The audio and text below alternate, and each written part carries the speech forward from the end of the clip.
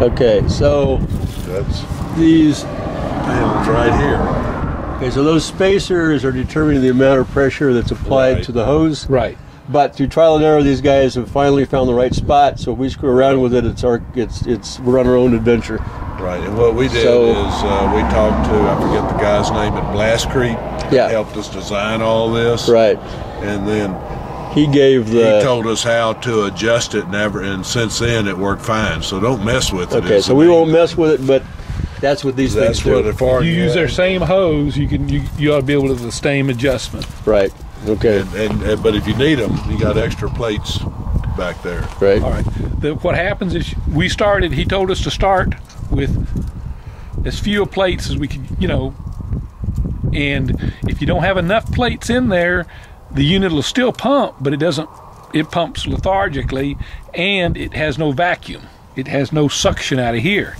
You keep adding just little thin plates Until it works. until your Right. suction comes up, and then you Yeah. stop. Yes. As soon as it gets good suction, you stop.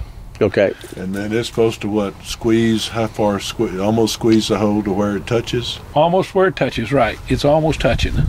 and which then creates a suction and then picks up the concrete ahead of it and shoves it on out the hose.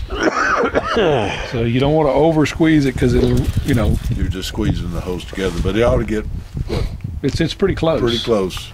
Which that's a pretty stiff hose, so that takes a lot to squeeze it. Right. There's a right here.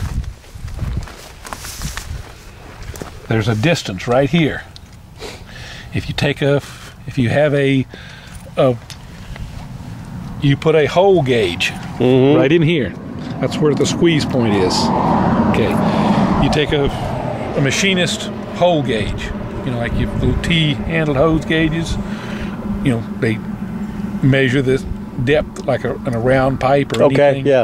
All right, you put one of those in there, and we measured the distance between the roller and the metal.